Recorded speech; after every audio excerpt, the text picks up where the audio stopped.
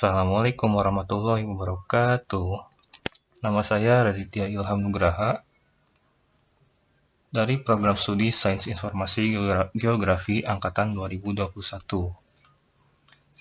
Pada kesempatan kali ini, saya akan menjelaskan tentang materi yang berkaitan tentang mata kuliah meteorologi dan klimatologi, yaitu tentang rotasi bumi. Nah, sebelum itu, apa yang disebut dari rotasi bumi itu? Sebelum kita melanjutkan sampai lebih jauh lagi, alangkah lebih baiknya kita harus tahu dulu apa dari definisi dari rotasi bumi itu.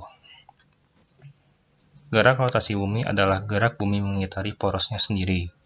Gerak ini dengan arah negatif atau timur, yaitu dari barat ke timur. Jika kita lihat dari pesawat antariksa, tepat di atas kutub utara, maka bumi berotasi berlawanan arah jarum jam, atau bisa kita sebut dengan arah negatif. Nah, gerak rotasi bumi ini yaitu gerak mengitari porosnya sendiri. Yang disebut dengan porosnya sendiri itu poros bumi. Poros bumi itu yang merupakan garis hayal yang terbentang dari kutub utara North Pole sampai kutub selatan yaitu South Pole, yang dapat menyebabkan rotasi bumi itu. Nah, kita lihat dari jika kita lihat dari pesawat antariksa tepat di atas kutub utara, maka bumi itu berotasi berlawanan arah jarum jam. Nah, apa dampak dari rotasi bumi itu? Tentu kita bertanya-tanya apa dampak dari rotasi bumi itu. Nah, rotasi bumi mempunyai dampak sebagai berikut. Harian matahari. Setiap hari kita mengamati peredaran matahari dan benda-benda langit melintas dari timur ke barat. Pergerakan matahari dan benda-benda langit dari timur ke barat disebut sebagai peredaran semu harian benda langit. Ini karena pergerakan yang kita amati bukan semata-mata disebabkan oleh pergerakan matahari dan benda-benda langit tersebut, melainkan disebabkan oleh rotasi bumi dari arah barat ke timur. Nah, kalau kita mengamati peredaran dari matahari dan benda-benda langit lainnya, maka kita bisa lihat dari timur ke barat. Nah, kalau kita tinggal di bumi, kan matahari bisa terbitnya kan dari timur ke barat gitu. Jadi tercipta seolah-olah itu seperti semu gitu, tidak nyata tapi nyata gitu. Pergerakan kita amati bukan semata-mata disebabkan oleh pergerakan matahari dan benda-benda langit tersebut, melainkan disebabkan oleh rotasi bumi dan dari arah barat ke timur gitu. Siang dan malam.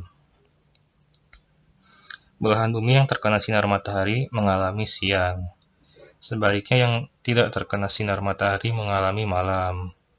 Karena bumi berotasi terus-menerus dari barat ke timur, maka setengah bagian bumi yang terkena sinar matahari selalu bergiliran.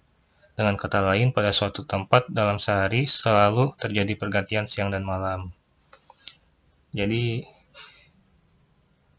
dari rotasi bumi itu bisa terciptanya pergantian siang dan malam. Kadang di tempat lain siang, di tempat yang lain malam gitu. Jadi bagian belahan bumi yang terkena sinar matahari mengalami malam, sinar matahari mengalami siang, dan sebaliknya tidak terkena sinar matahari mengalami malam. Seperti itu. Lalu perbedaan waktu itu dipengaruhi oleh garis bujur. Garis bujur adalah garis hayal yang sejajar dengan garis tengah kutub. Perbedaan waktu bergantung pada derajat garis bujurnya. Pembagian waktu berdasarkan garis bujur ditetapkan pada acuan garis bujur 0 derajat yang berada di kota Greenwich. Waktu pada bujur standar dinamakan waktu standar atau waktu lokal. Nah, jadi titik acuan dari waktu internasional UTC itu dari kota Greenwich, yang dibagi-bagi lagi berdasarkan posisinya gitu. Nah, dipengaruhi oleh waktu Waktu itu dipengaruhi oleh bujur standar, dinamakan waktu standar atau waktu lokal. Ada perbedaan percepatan gravitasi di permukaan bumi. Akibat rotasi bumi juga, garis tengah khatulistiwa lebih besar daripada garis tengah kutub. Ini menyebabkan percepatan gravitasi di permukaan bumi berbeda-beda. Karena percepatan gravitasi atau G-force G berbanding terbalik dengan radius, yang bisa dilambangkan dengan L2, radius L2. Maka percepatan gravitasi di ekuator atau khatulistiwa akan lebih kecil daripada percepatan gravitasi di kutub. Jadi jika kita bergerak dari khatulistiwa menuju kutub, maka percepatan gravitasi akan semakin besar. Nah, nilai adalah percepatan gravitasi bumi pada permukaan laut dan di ketinggian 10 km di atas permukaan laut.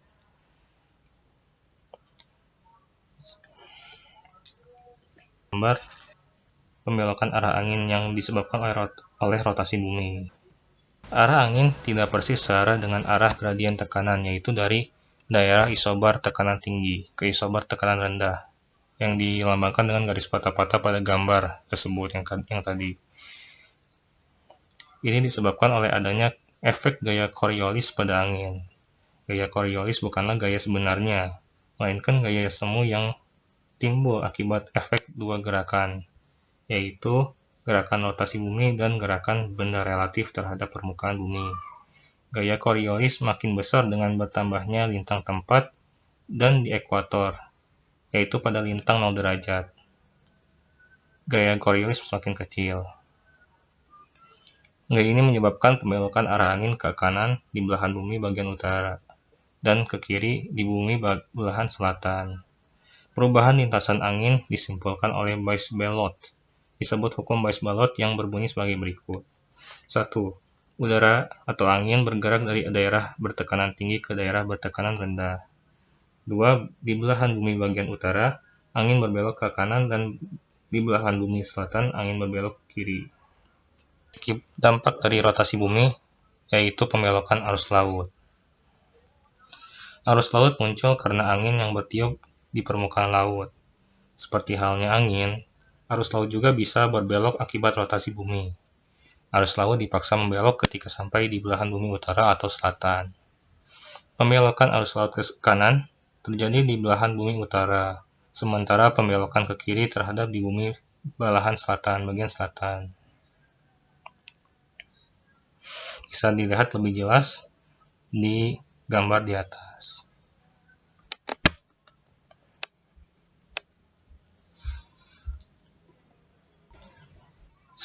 Seperti itu rotasi bumi dan dampaknya terhadap kehidupan di bumi, rotasi bumi dan dampaknya bagi kehidupan di bumi. Terima kasih yang sudah menonton. Mohon maaf apabila terdapat kesalahan kata-kata atau kekurangan nada atau kekurangan pengetahuan terhadap saya mohon maaf yang sebesar-besarnya. Terima kasih. Wassalamualaikum warahmatullahi wabarakatuh.